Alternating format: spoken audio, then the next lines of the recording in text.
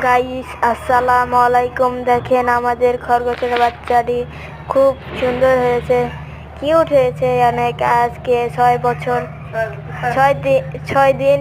কিন্তু দেখেন এই যে আমরা কিন্তু তুলা দিয়ে থেয়েছি আমাদের খরগোশের বাচ্চাটিতে, নয়তো নয়তো চোখ ফুটবে না।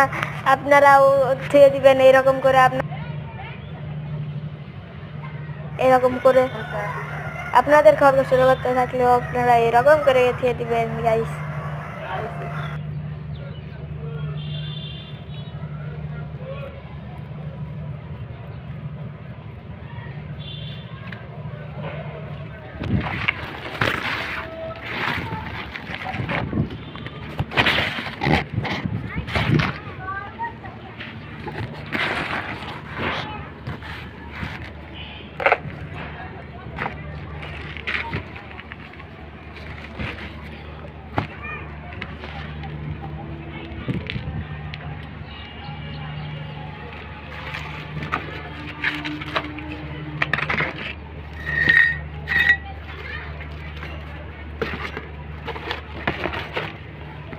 খরগোশটার অনেক বাতাস লাগে, তাই আমি বন্ধ করে দিলাম বাতাসটা।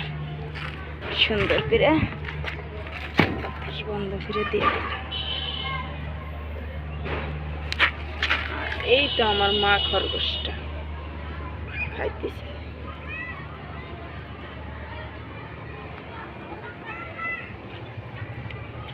সুন্দর করে খাচ্ছে।